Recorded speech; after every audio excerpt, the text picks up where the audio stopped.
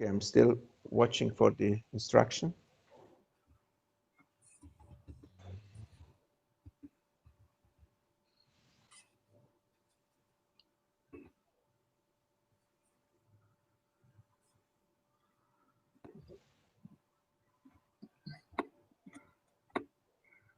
Okay, we can start.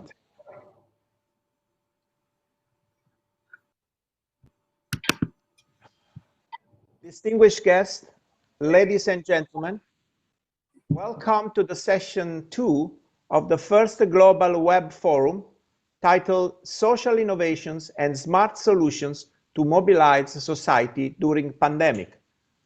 My name is Vincenzo Acquaro, and I am the Chief of Digital Government Branch at the Division of Public Institutions and Digital Government of the United Nations Department of Economic and Social Affairs. I have the privilege to moderate this session along with 6 excellent speakers.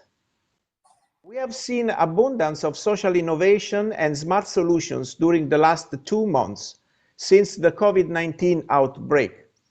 It is not an exaggeration to say that we have experienced years of digital transformation in less than 3 months. And it seems that the transformation will also continue with fast speed in these coming days and weeks. A similar transformation happened also in the area of digital government. And as most of you know, my department produces the biennial United Nations e-government survey. And the next edition, the 2020 e-government survey, will be launched soon in the coming months. Of course, we had to adjust the publication, including a special addendum on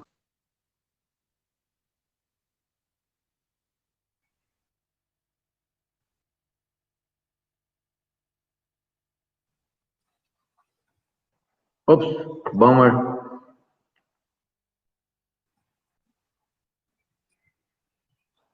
I think what we're going to do is Azerbaijan is going to take the lead and then continue, yes. I think, right? It's better to progress, right? It's waiting is not going to help us out. Yeah. Well, digitalization, as Mr. Aguaro was saying, is happening very fast. And unfortunately, sometimes technologies are not catching up. So it's unfortunate that we lost our moderator, but before he left, he gave us some short instructions in terms of how to proceed if something like this happens. So if you don't mind, I will start with some short introduction and then we will continue. And we hope that Mr. Akwara joins us later. So my name is Shahmar Movsumov. I'm assistant to the president of the Republic of Azerbaijan and in charge of economic issues as well as innovation policy. And I'm new to this position, and I'm in a learning. I have a learning curve where, which has been extremely sped up. Yes, welcome back. Sorry, I'm back. It was a problem with the connection. Yes. So, okay. So let me just go quick on my introduction. In a quick call for inputs by the United Nations Department of Economic and Social Affairs, government officials around the world shared nearly 500 COVID-19 related applications in less than 2 weeks. So please allow me to share with you just a few thoughts on this. As mentioned, digital government has stepped up its central role as a necessary element of communication, leadership, and the collaboration between policymakers and societies during the COVID-19 pandemic. However, digital technologies have also led to the rapid dissemination of false or questionable information, as well as concerns about privacy and security. Policymakers were called to collect and provide COVID-19 related data in an ethical, transparent, safe, interoperable, and secure manner that protects the privacy and data security of individuals. Overall, there were a wide usage of technologies, both by governments and people, and benefits seem to outweigh the drawbacks. Moving forward, policymakers need to further embrace technology to support the achievement of Sustainable Development Goals. Distinguished guests, ladies and gentlemen, now is my pleasure and honor to present our first speaker for these sessions. And to leave more time to the speakers, I'm not going to read the impressive bios of all of our guests. So all the information is available on the website of the forum and doesn't need to be repeated here. So it's my great honor to introduce the first speaker from the host country, Mr. Shahamar Movsumov. He is the assistant of the President of the Republic of Azerbaijan, head of the Department of Economic Issues and Innovative Development Policy of the Presidential Administration of the Republic of Azerbaijan. From Mr. Movsumov, we will listen insights on social innovation and smart solutions adopted by the Republic of Azerbaijan to mobilize society during pandemic. Mr. Movsumov, you have the floor. Thank you very much, Mr. Aquaro. It's a pleasure and honor to be here at such a wonderful panel with such a distinguished participants.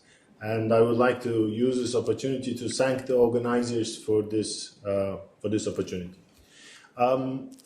We were talking about very important developments in Azerbaijan, and we were thinking of timeframes of a year or 2 or 3, and then suddenly COVID-19 came and said, no, you have to do it as fast as possible.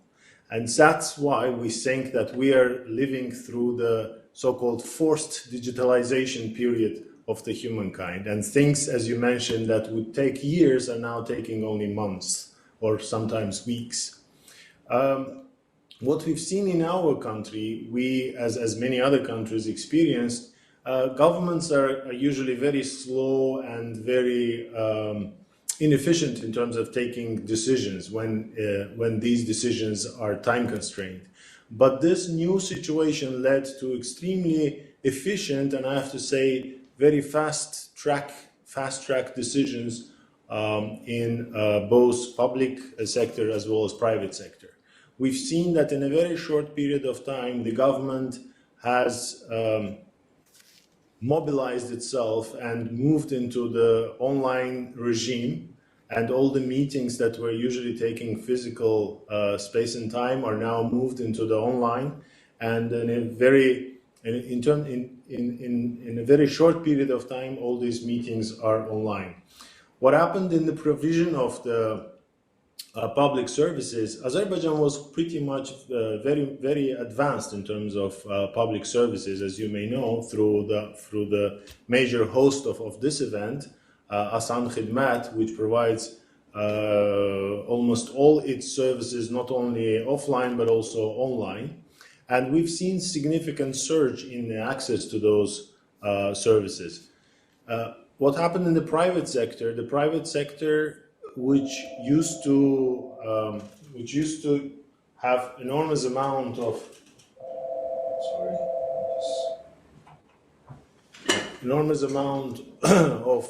offline cells, have moved to drastically provide a lot of different kinds of online services as well.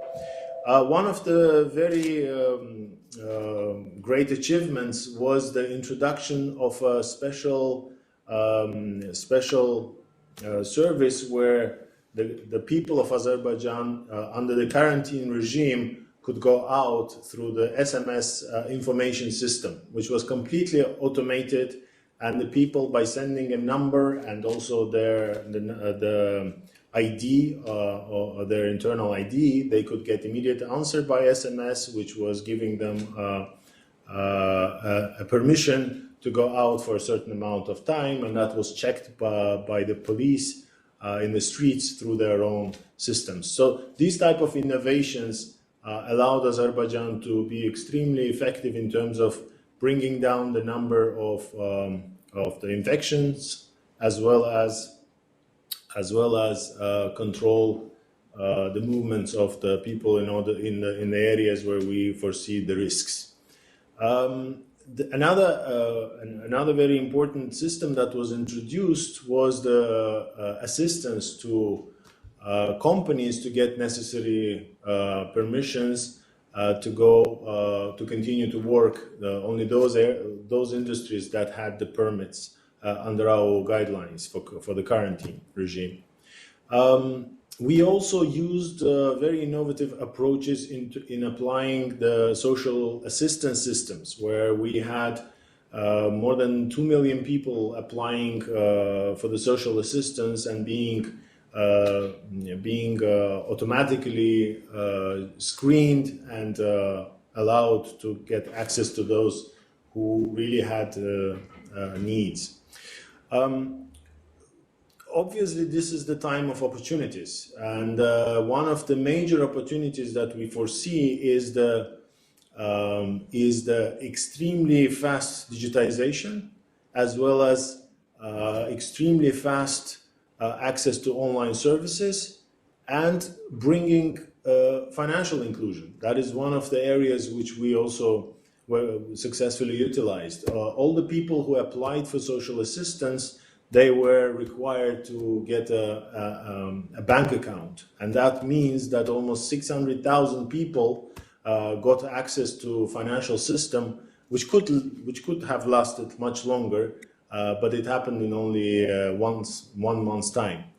So a lot of new developments are going to happen, obviously, in the forthcoming months.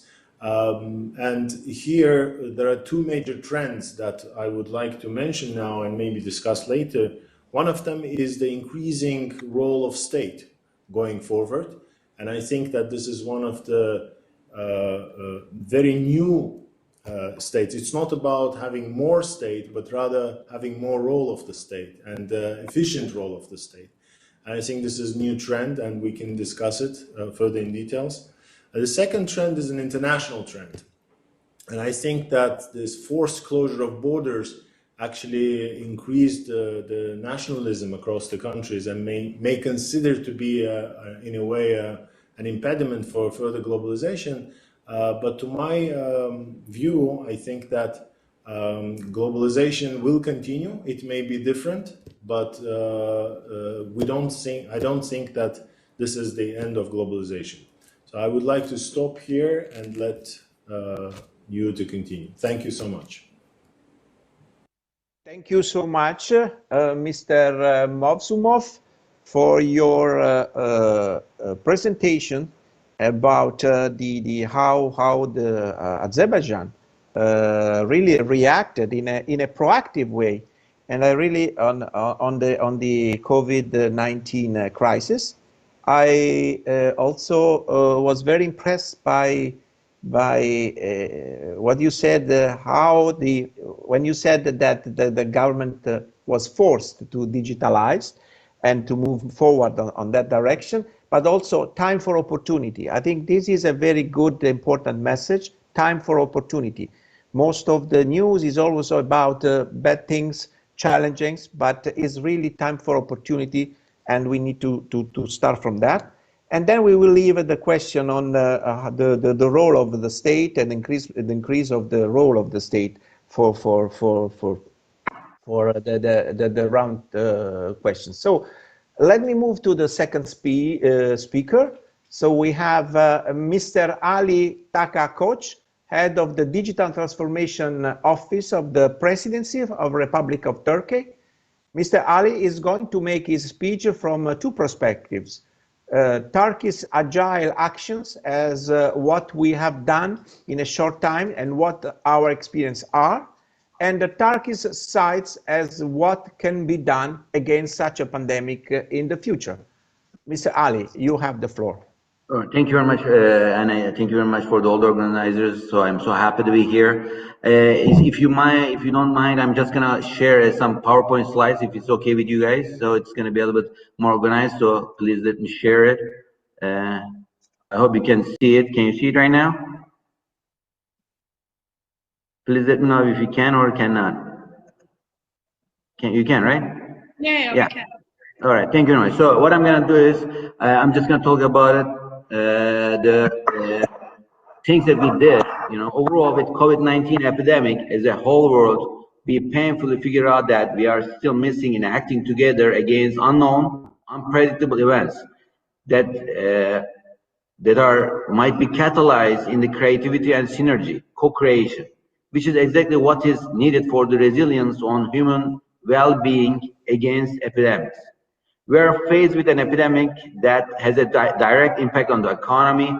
This epidemic forces us to think about the feasibility of a sustainable future. Therefore, we need a holistic approach with a new sustainable innovation strategy for the world. Against unexpected crises like the COVID-19 epidemic, which has disturbed lots of local and global systems, we have to discover the ability to adapt to change with more global, functional, renewable, innovative, resilient, and life-friendly business models through the fields of the social innovation.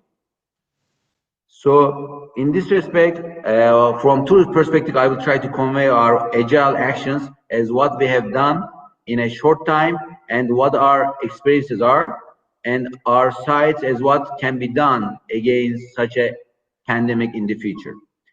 So during the pandemic, we realized that the reliable, continuous, and accurate transmission of information from authorities is quite important.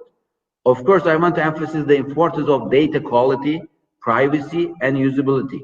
Considering the complexity of the data ownership and privacy and the need to be addressed at a global level, especially for such pandemics, it is important to produce the value by considering technological developments in the context of social welfare. At this point, we have established different websites and portals that enable access to the latest information on cases, scientific developments, and coordination needs in the context of COVID-19. As you can see in this slide, I just want to talk about just 4 of those. A data visualization COVID-19 web page, so that's going to be a daily and hourly updates of the numbers, because everybody's are looking for the numbers, and daily announcements of Turkey COVID-19 cases, including patient health. Again, this is powered by the Ministry of Health. Latest worldwide inhibitor determination studies and clinical research developments against COVID-19. This is done by the Ministry of Industry and Technology. And that hard times, we have the social solidarity is important. So we have started a social solidarity initiative for disadvantaged groups and those in needs. Again, this is powered by the Ministry of Labor. So I just want to talk about what we did as an agile implementation experiences that we have. We have succeeded in 3 areas. We have created an infrastructure with a vision of the digital future in advance and made the necessary investment on those areas. These areas, first of all, health infrastructure. The second is government digital services and apps, and some of them are also aided by the AI. And the third one is educational platforms for distance learning. When we look at our health infrastructure, we have the concept of a new concept called city hospitals, which have been established across the Turkey in order to improve the health standards and boost the country's health sector. We have put more than 10 city hospitals into different cities, and which have been implemented with the public-private partnership project.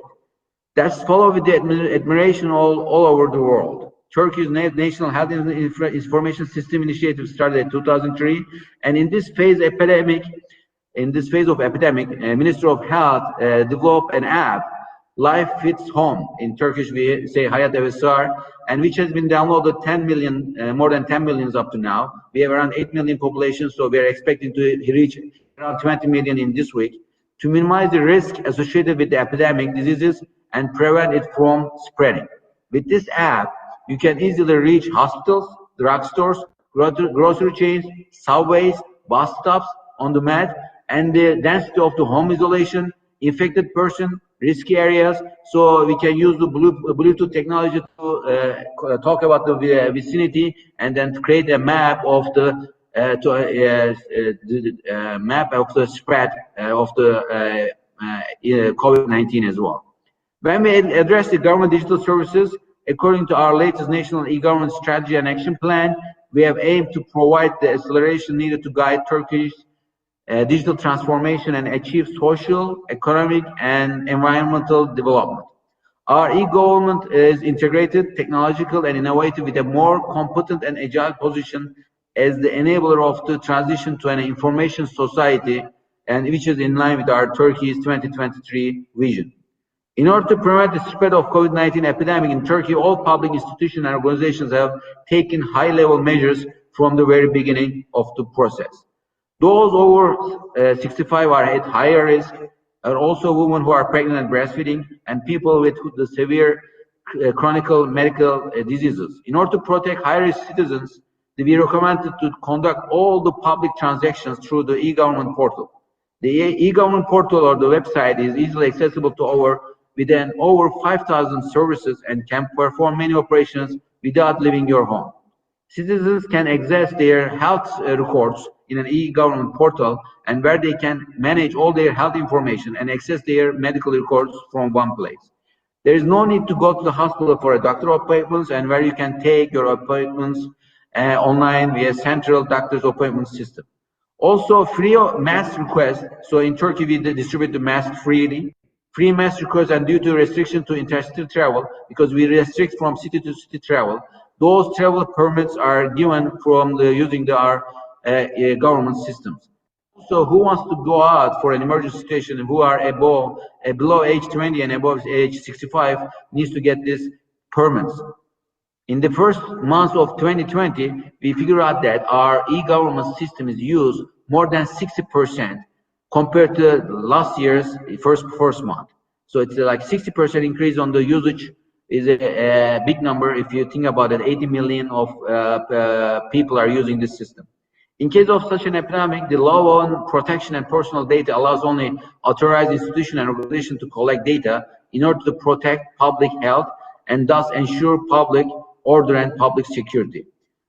Our aim is, in this case, is to develop also some AI technologies to use the lung graphs to accurately estimate if there's a COVID-19 or other illness in using the AI technologies as well.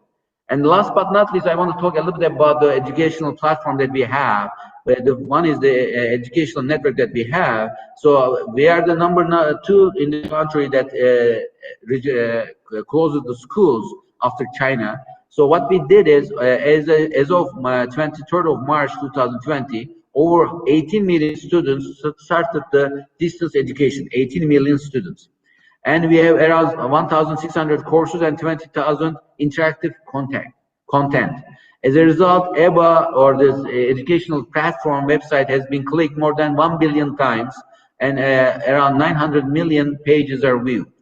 So overall, what we need to do is, as a global, so a joint action on global scale.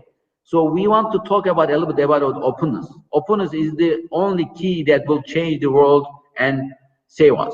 Therefore, it will be more valuable if we will reinforce the importance of collaborative approach and focus on enhancing the regulatory environment. The idea of intelligent society emerging in the radical digital transformation that creating new value together with ecosystem partners requires a holistic approach. It should start with the data quality and also with the data flows and interoperability among the cross-border organizations. Even if we address the more efficient, more recyclable, more profitable in the existing integrated system process, but still those are the individual metrics, health records, location, binary choices, oversimplified relationships of a limited system being in a struggle to engage, contribute, and survive. With the pandemic, we realize that now, especially existing international cooperation systems inhibit to act together, and co-creativity is going to be a must. Proposal is for the acting as a global is I have put 5 pillars on this aspect. The first pillar is, if you want to act as globally, allocating part of the infrastructure of international big digital companies. In order to take action quickly by making some special agreements with global big digital companies, their digital platforms could provide different products and services as quote-unquote free of charge towards getting information in different aspects, such as personal data, location, health situation, relationships, and contacts. Thus, it could help to reduce the barriers to accessing the large-scale and cutting-edge computing needs. As we know, around the world, we have lots of countries who is not available, who doesn't have this kind of capabilities. And one more thing is, as a pillar, is promoting the openness. There are now many non-profit organizations and entities promoting openness, not just about open source, but also about open data, open hardware, open platform, open access, and nowadays it needs to be an open medicine.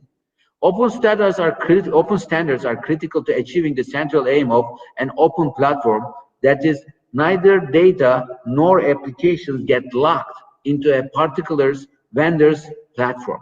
We don't want to have a locked-in situation if you want to globally react to this COVID-19 kind of situations.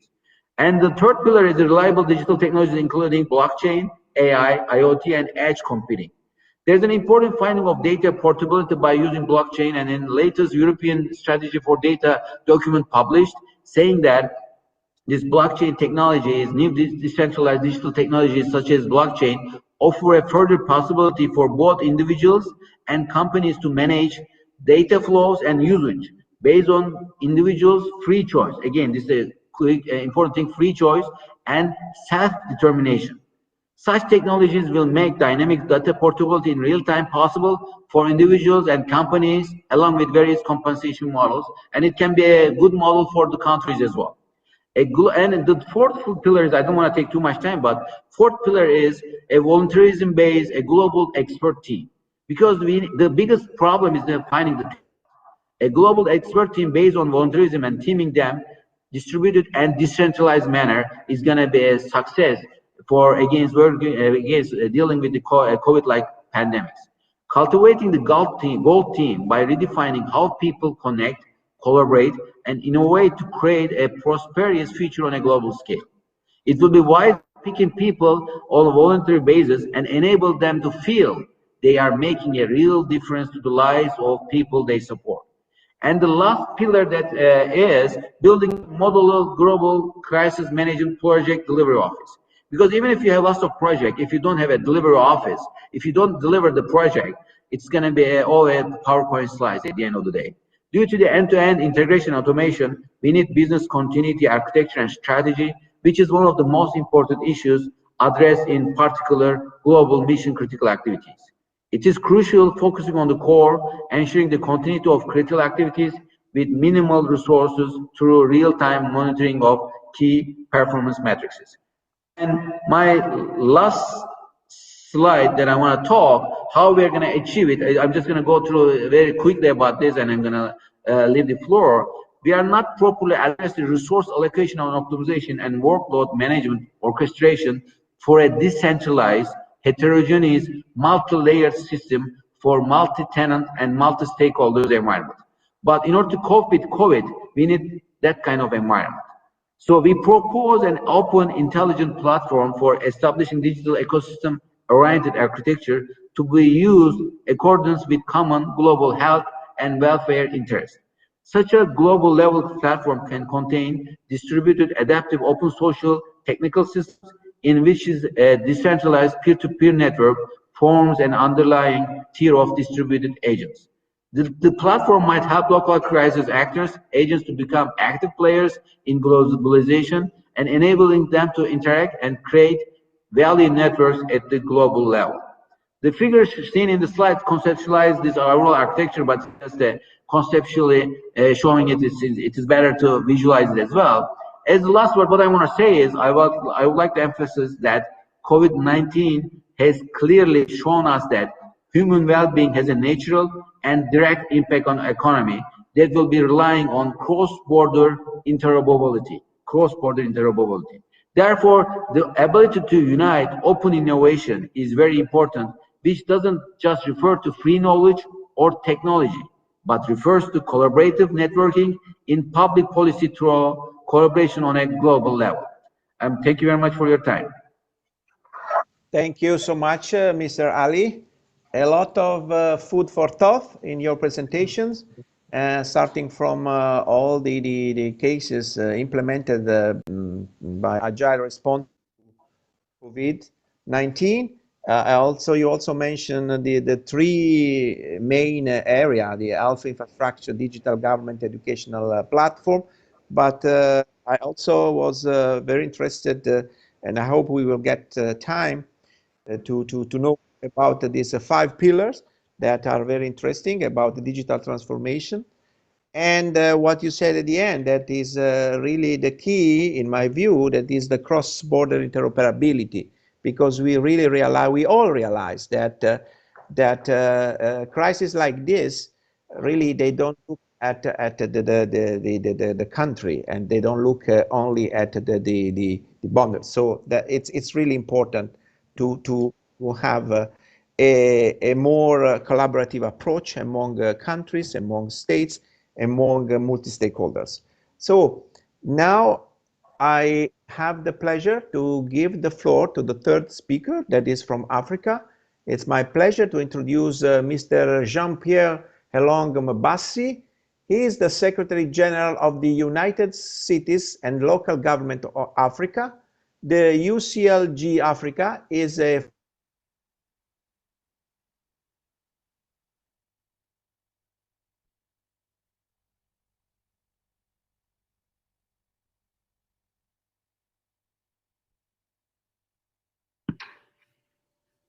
I guess you better start. Yeah, I think it's better to start because there's a drop problem in UN, I think. I'm sorry for that. Do you see me? Do you hear me?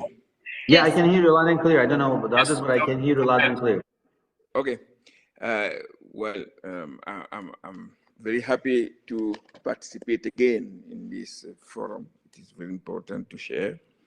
And in Africa, the national government have largely been on the driver's seat in addressing the pandemic. And oh, are you back? I'm back. Sorry Okay, for that. go ahead. It's not my fault.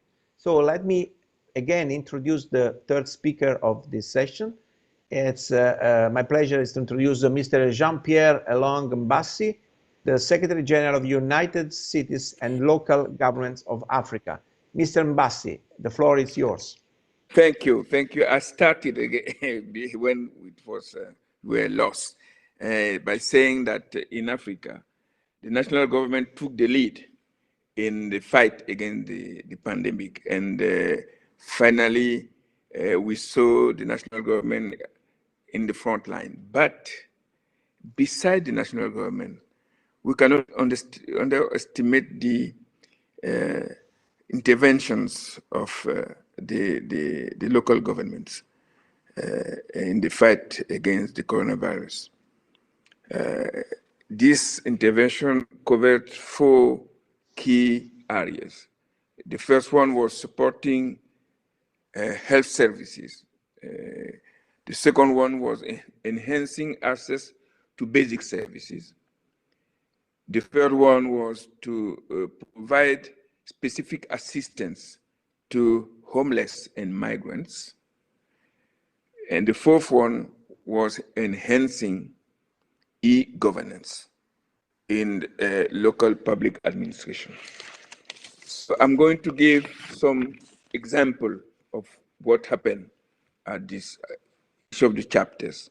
So for example, supporting health services, we had a city like Abidjan in Cote d'Ivoire, Johannesburg in South Africa, or Lagos in Nigeria.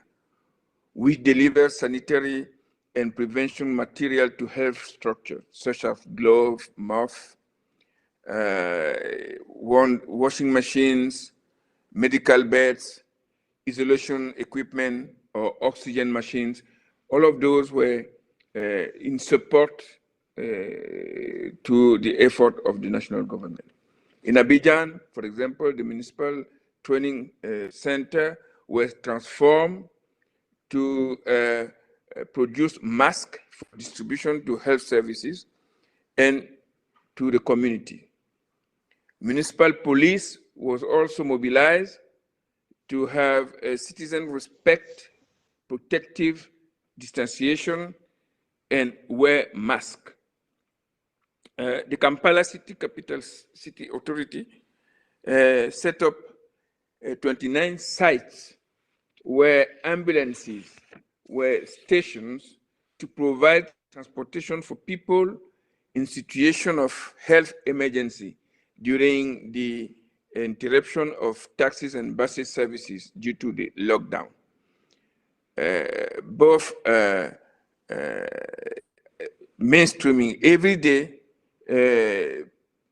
many cities also provided daily sterilization of public spaces and places to curb the risk of spreading the disease.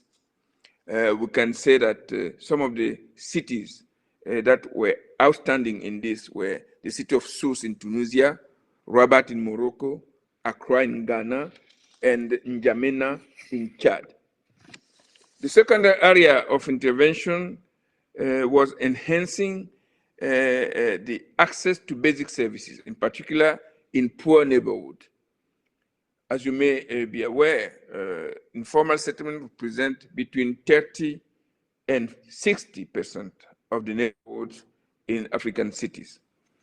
And these neighborhoods lack of running water. Many people cannot access to water. And we know that one of the recommendations of the WHO was to wash hands regularly. How can you wash hands if you don't have water? So to address this issue, the city of Harare, for example, and the city and the governance region of Zai in Angola has improved the water provision to the neighborhood.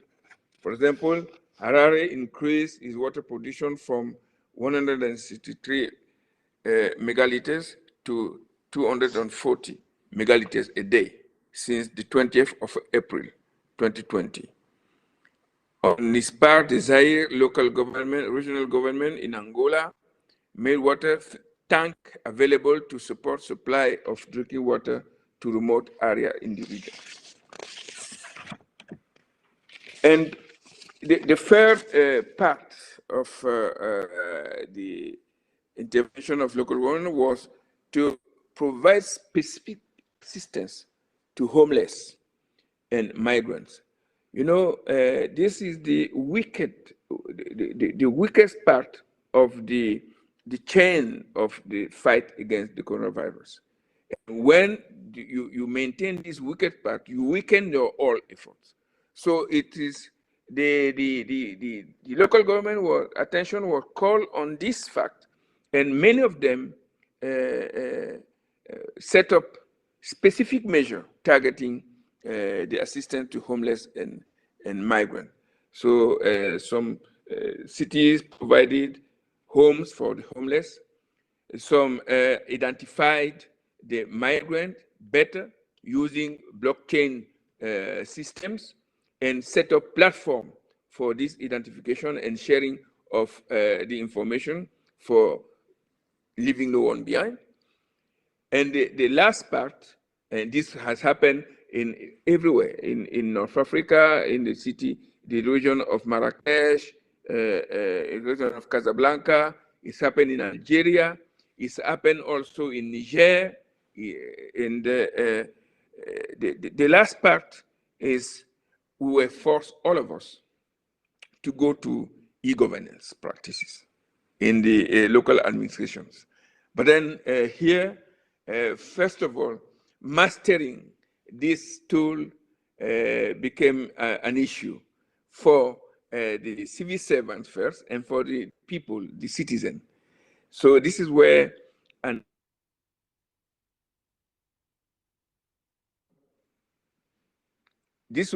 effort should be put to share the kind of experience that ASAN service has and spread it out following a cooperation with all the stakeholders. And really, I thank ASAN for this effort, and I thank the government of Azerbaijan and the international community for supporting these exchanges. I thank you. Thank you very much, Mr. Mbassi.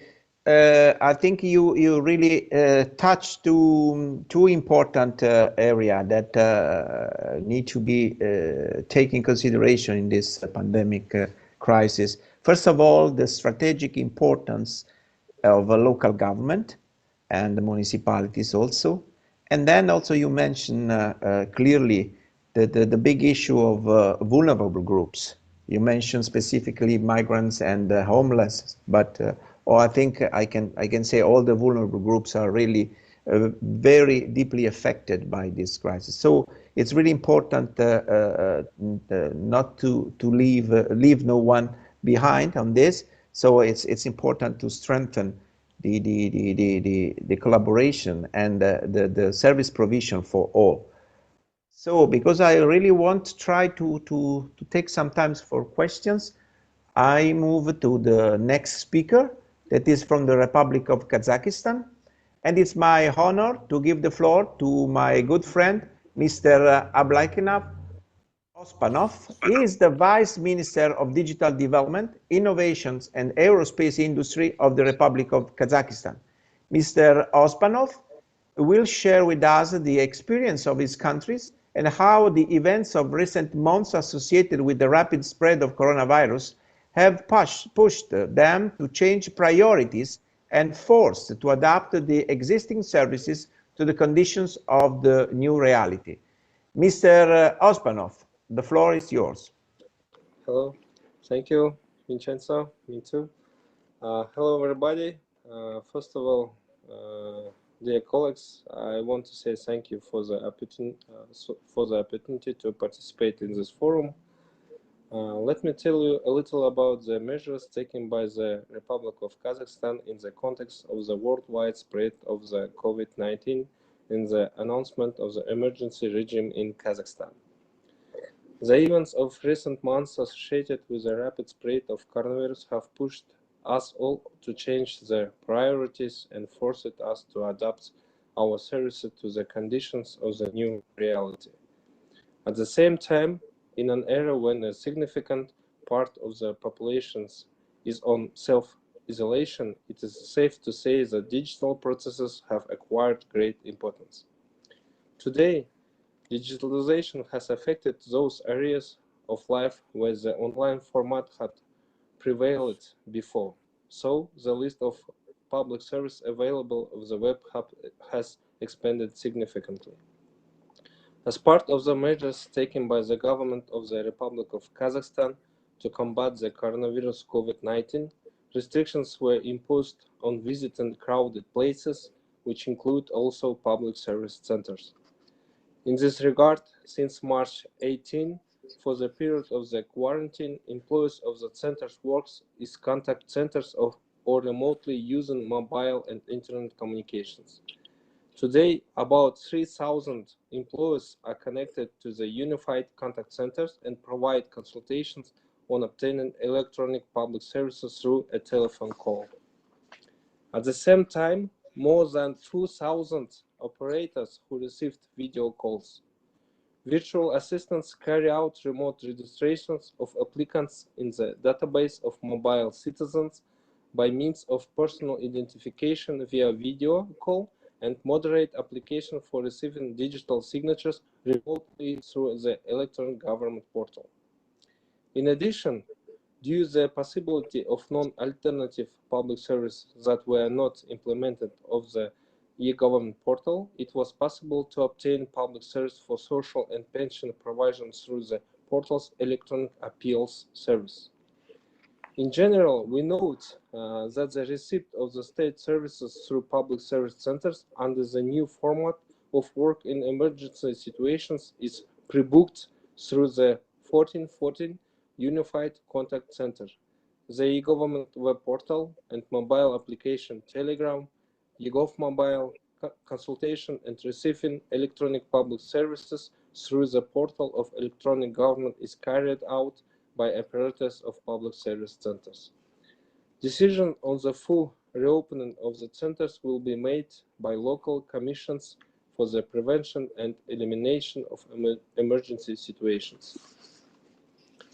At the same time, It should be noted that information and communication technology industry is one of the most promising and steadily developing in our country. As part of the activation of work on the development of domestic IT solutions, the International Technology Park of Startups Astana Hub continues to actively work to attract investment in domestic startup projects in an emergency situation. In connection with the introduction of the state of emergency in the Republic of Kazakhstan, the foundation has specially developed the Startup in Pandemic program for the development of online startups in quarantine. The Startup in Pandemic educational program is an intensive course for aspiring entrepreneurs who want to gain knowledge on developing online startup projects and realize their ideas in the shortest possible time. Domestic IT specialists in the state of emergency quickly developed dozens of new IT solutions. They are already actively used by Kazakhstan people. In general, IT companies have developed more than 53 projects. 15 of them are already working in the healthcare sector. This is a map COVID, radiology train resource, COVID-19 web application. This list also includes a new feature in the Smart Astana mobile application, which controls the movement of those who have been in contact with the infected people. Another 9 IT solutions were launched in the field of public services. They are already popular among Kaznet users. For example, an online questionnaire for preliminary self-diagnosis of coronary symptoms. On the most of relevant IT solution was the opportunity to purchase digital signature for citizens online. Since the beginning of the year, 3 million citizens of the country have received electronic signatures without leaving their homes. Specialists also automated the application for financial support from the state during an emergency. With the help of bots, 5 million people applied for social benefits and more than 2 million received payment. Many projects have been created in support of entrepreneurship. One of them is the service of remote identification, digital ID. It helps provide online services. Earn and 7 application in the field of education. The educational process is organized using electronic educational platforms. For example, Belimplant, Kundelik, Univer, Platonus, Darren Online. Regarding the connection to the internet traffic of students, a corresponding memorandum was signed with telecom operators. When using these sites, internet traffic will not be deducted from subscribers. To switch to the remote mode of operation in 3 days, about 20,000 civil servants were transferred and connected to the remote workstation. Also, about 12,000 civil servants were transferred to the cloud workflow. In conclusion, I want to note that despite the devastating impact of pandemic on the world economy, for its digital component, the pandemic will probably become a turning point and starting point for the new types of digital services. Thank you for your attention.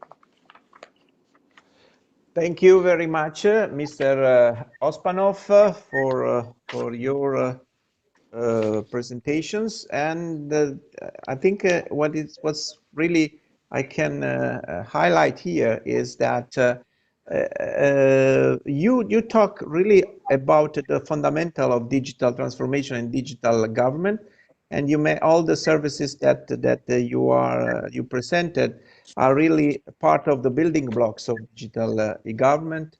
And is based also on the 3 components that we assess in our e-government survey, that is about infrastructures, the service provisions, and the educational part.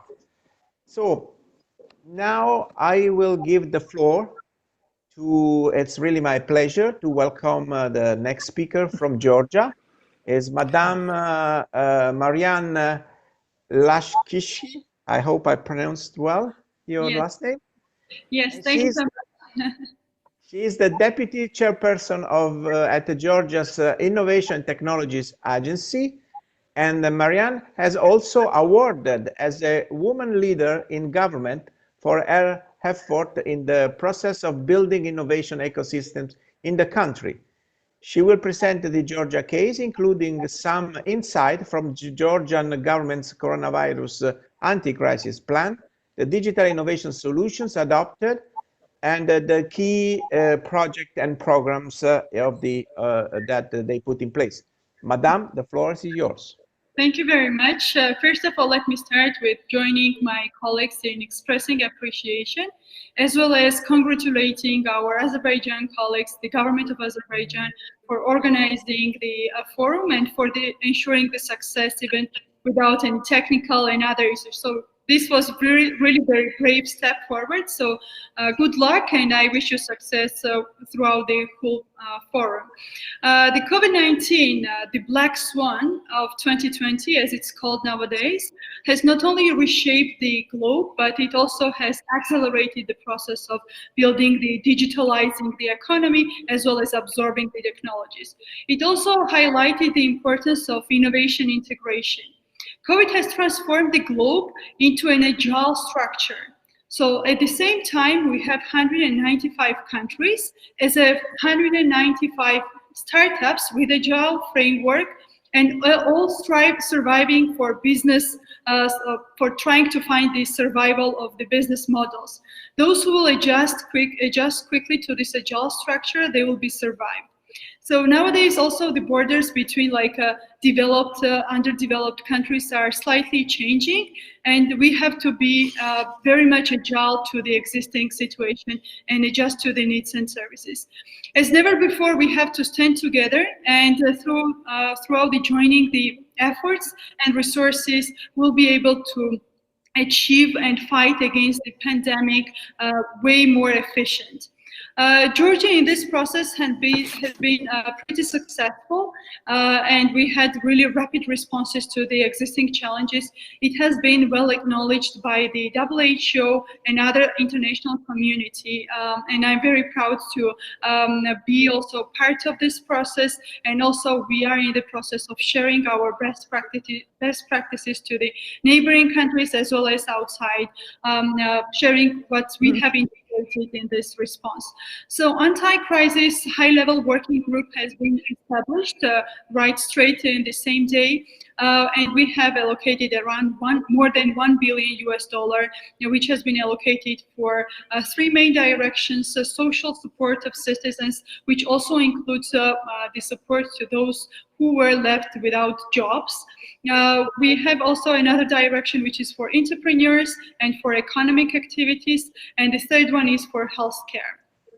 With the rapid response, we achieved that the statistics nowadays, we have last few days, we have way more recovered than we have the confirmed ones, and we have really, comparing to the citizens, we have pretty low level of deaths as well as with the diseases.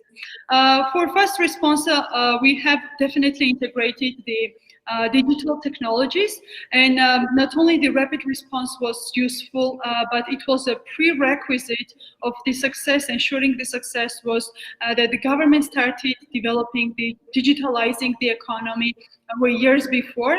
More than 3 years ago, we were able to kind of start transforming some of the systems in a cloud system, as well as integrating blockchain in governing systems, and that was kind of a prerequisite which was ensuring the success of our achieving the statistics which we are having now. We have developed the application. We were one of the pioneers to develop this COVID application, which is having the whole guidelines, instructions for those who are already infected or those who want to get the access to information. On the other side, I have to highlight also the importance of civil mobilization.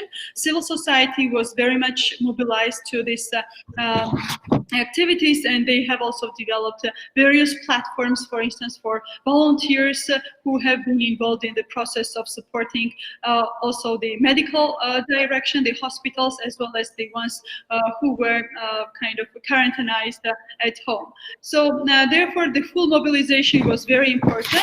And I have to highlight from our agency, like Georgia's Innovation and Technology Agency, we have at least tripled our activities and efforts. We have introduced new programs in order to facilitate this prompt and fast support to the existing ecosystem. We, from these very early days, we have launched a so-called Coronathon, the marathon where people were combined and working together to find some of the solutions for the fighting against Coronathon.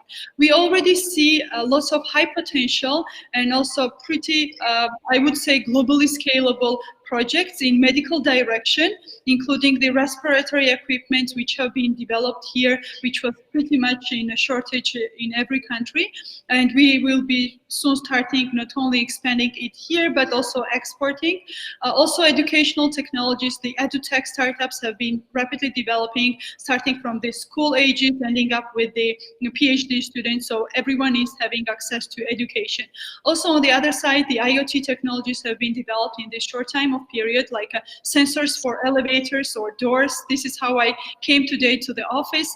So also I have to say about that data security, which is being nowadays very much useful especially in this digitalizing world, and facial recognition and some other really good ideas have been developed. We have also developed the Ideaton for the government services, and we have combined some of the really good high potential ideas in order to integrate innovation in government systems. So I have to say that I cannot compare this to 2008 crisis, but we saw that 2008 crisis has developed high potential startups such as WhatsApp, Uber, Airbnb, and so on. So this crisis situation and the agile structure is pushing us to work even more intensified in order to develop the innovative solutions. And with this, I want to highlight the joint effort, and I want to propose to the panel members as well as other colleagues who are listening and who will be expressing their interest that we are now working together with UN to organize international Coronathon, so that the startups all around the world are being involved in solving the same issues which the whole globe is. So I'll be delighted to share later on the details and involve all the key stakeholders who will be willing to be part. And thank you very much again. I'm here to be kind of responsive to other questions based on this. Thank you very much. Thank you very much, Marion, for your intervention and really more for what your government and all the organizations in your countries is doing on this. And I think you were really also the best one to introduce the next speaker, because you talk about agile platforms and agile solutions. So it's really my pleasure to introduce the last speaker. That is from one of the most innovative and digitalized countries in the world. We're talking about Estonia. And I have the pleasure to introduce Mr. Mikk Vainik. He is the head of Accelerate Estonia. Accelerate Estonia is a startup-minded agile innovation project initiated by the Ministry of Economic Affairs and powered by Technopole Startup Incubator and Startups Estonia. Mr. Vainik will talk about online hackathons, so also is very close and linked with the initiative that Georgia is doing with the United Nations on the issue of coronavirus. And how Estonia is responded of the pandemic crisis. Mikk, you have the floor. Thank you so much, and thank you for having me on the panel. And these stories I've heard are very, very inspiring, and every country has their own approach to how to tackle the crisis, and I'm so happy to see that everyone is taking this so seriously. But maybe I will just share a couple of stories that will help understand how we are fighting the pandemic. The first story is about the digitalization of Estonia. As you know, yes, we are very digitalized already, there are currently 3 government services that are not digitalized. There are 3 services for which you have to show up, which are buying and selling real estate, getting married, and getting divorced. For these things, you have to show up, but for the rest, mostly you can do online. And I think here comes in the most important aspect, that it is only possible thanks to public-private cooperation. Throughout the last 20 years, all that we have built has been on very strong public-private cooperation. And this is actually the key to getting really good responses to this current crisis as well. Because if it weren't for cooperation with the private sector 20 years ago, then we wouldn't have any of the success that we have right now. And I'm happy to see the very fast progress on digitalization in other countries nowadays. And the Estonian companies and the Estonian government is happy to help out whoever is finding it difficult, because obviously it is difficult. And the second story is, yes, about hacking the crisis online through hackathons. So when the emergency situation was declared on 12th of March, then the Minister for ICT and Entrepreneurship wrote a letter to the whole ministry where I work, saying that we need to think outside of the box. And the next morning, I sent this idea out to my team, who is mostly from private sector, and they said that we should organize an online hackathon and we should do it right now. And we did it within 6 hours. We organized an online hackathon that lasted 48 hours, and we had 1,300 people. We had 30 teams. And out of that came 10 solutions that are still used by government 2 months after the crisis, such as, for example, we had a team who worked on a chatbot that is now helping Estonian citizens understand whether they are a part of a risk group or not. And this chatbot is much more popular than the phone that was set up for Corona crisis. We also have a team that set up software to monitor what kind of masks and other crisis response stuff is actually available. Like, how much mask do we have? Do we have enough stuff to work with the second wave or not? And we also had a team that worked on how to make much more efficient oxygen masks. We had a couple of teams that organized thousands of volunteers to take care of people who were most affected by the Corona crisis. The point here is that the private sector and the NGOs and the academia and citizens are very, very open to cooperating when it comes to crisis resolve. And if the government can reach out the hand and say that, yes, we will help you find out the most important tools, we will implement those tools, we will fund those tools, then this has proved to be very, very effective. We had the first crisis hack 2 months ago, and by today there have been 67 different online hackathons worldwide who have used the same approach, including the one in Georgia. And we had also the global hack with 12,000 participants. There was a hackathon in Germany with 45,000 participants, an EU hackathon with 20,000 participants. So people within the NGOs and just citizens and entrepreneurs are very, very eager to help. And this movement that we accidentally kickstarted 2 months ago has shown that public-private cooperation is what brings the most immediate relief to many of the issues that the crisis has put on the plates of all different governments. And the very latest that we have been trying to do 2 months into the crisis is that actually currently right next to this this great event, we have a online matchathon going on between teams that have built something to resolve the crisis or have repurposed their whole enterprise to solve the crisis. These teams are now invited to meet up with governments throughout the world or investors to find new use cases. Like, so if you have an agri-tech startup from Africa can easily find use cases in Europe, or if there is a very clever solution to breathing machines from Kazakhstan, they can also find solutions from Canada or Turkey. So that kind of event is actually going on right now.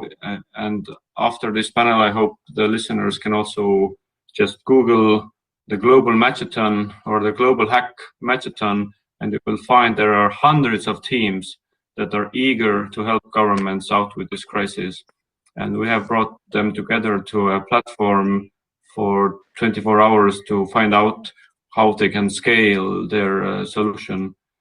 And I don't really want to even stress the role of Estonia here, because it's not even important who is providing this, but this is a time for governments to come together and find solutions that they never knew actually existed. So I do, as a final word, I would say that please do check this out. It might turn out that there's nothing in it for you, but it will only take 30 minutes to find out. So you have not much to lose. And I think the overall conclusion for me is that turning governments digital in the Estonian example is all about public-private cooperation, and even more so in this current moment. And give yourself some room to make mistakes. Give yourself some room to experiment, and things will come to you that you could never have expected. So just be open to those experiences, and the crisis will seem much easier if you do that. That's my experience, at least. So thank you. Thank you very much, Mick. It's really very important to listen from a country like Estonia, and what you mentioned is extremely important, and you highlighted the key role of PPP and collaboration among stakeholders, and also you highlighted the importance of the role of the state. So this allow me to just address one question. We don't have time. We are already running out of the time. So I have just, I would like you, not all of you, if you, all of you can want to answer is fine, but otherwise the ones that feel more comfortable to answer this, I would start with Mr. Mosumov. And the question is about really the increasing role of the state for for the not only the phase of responding of the COVID, but also for the fast release and recovery of that. And then the others can also add base, but not more than 30 seconds, please, because we are running out of the time. So, Mr. Movsunov, please, if you want to answer on that. Thank you very much, Mr. Aguara. As I said, this is one of the trends that we are seeing, and I think that due to this coronavirus, we see an emerging increase in trust between the government and the population, because this is seriously a time where we believe that the governments are the most best placed to protect the population, to make sure that the virus does not create a healthcare disaster, as well as to make sure that the economic situation in the country is preserved as much as possible, and to provide a safety net for those who are the most vulnerable. But also, as I mentioned before, it's a great time for opportunity, because there are many things that we're developing, were in the pipeline, and they had different deadlines, but those deadlines have significantly moved forward, and now the governments are doing more in a short period of time. So I think it's a great opportunity for the governments to perform at their best in order to both protect the healthcare as well as provide for the economy, and also to use the opportunity for the leapfrogging in the technology. Thank you. Thank you. Marion, I see that you want to step in. Is correct? Well, yes, absolutely, with a great pleasure. The only thing is that I had some technical issues, so the last part of the question I couldn't hear. So if you don't mind repeating, and I'll be delighted to. Yes, it's about the importance and increasing role of the state at national level, global level, but also local level. So if you want to add a few words on this. So as it has been mentioned by our colleagues from Azerbaijan, we definitely have to find the way where we are either not intervening but facilitating. Here we as a government representatives are here to facilitate the process, not intervening. So the best scenario is when the bottom up is happening. When I was like successfully mentioning the experience of Georgia, when the civil society together with the tech community have come up to the government as well, and kind of supporting and providing the innovative solutions. So government is here to have from the legal perspective, the startup friendly and good business environment, and on the other side have to have the instruments, key instruments on having the access to finance and having the public-private partnerships in order to have everyone involved in this process. So the cooking happens when the government is not intervening, but when it's facilitating and stepping back. And when we are looking to the Georgia's experience, when we started as an agency, we had like lots of programs to the startup ecosystem, but now we see that the ecosystem is responding. So we are stepping back and are analyzing and evaluating the impact, and therefore we are initiating the new programs where we as a government are having the less involvement. Thank you so much. And the last few words I would like to address to ask to the government of Turkey. So Mr. Koch, if you want to conclude this session. Just a couple of sentences. I'm just going to make it quick. So today the main challenge is actually, if you look at the main challenge, is how nation states can take a stand in the digital age. So how they are going to react. So they need to be agile, but they don't know how to react. So in other words, even though big data capitalism seems to benefit from the international deregulations ecosystem, its survival depends on the nation states structuring the traffic of the data. So namely, the regulation of the internet economy totally depends on the nation states, how they structure the digital technology. So in this case, I'm just saying that the Estonian example is very important, but we need to create value out of our data in a local and then in-house. We don't want to be only a couple of companies are just monitoring all the traffic and making all the profit out of this. So we need to share the wealth and benefit all over the world in this digital economy.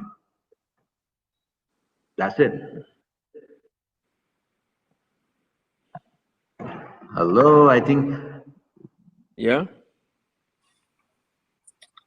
Hello. Now we can say goodbye for everybody. I think because he say usually goodbye, comes back and hope we can see each other soon in face to face. Inshallah, we must come back to our home. Oh, you know the inshallah. Yeah, inshallah. Yeah, definitely. So, good luck, everyone. Really great pleasure sharing the panel with you, and I will definitely be approaching you with the joint efforts kind of proposal. So thank you very much. It was a pleasure and honor. Good luck, and thanks Good for. luck. Good luck. Be safe and healthy. Thank you. You too. Thank you. Bye-bye. Bye-bye. Bye. Bye-bye. Sorry, I was just No, it's all good. disconnected. Okay. So Be safe and stay healthy. Okay, thank you very much. And sorry if Bye. I lost the connection. Bye. Thank you. Bye-bye. Thank you. Thank you very much.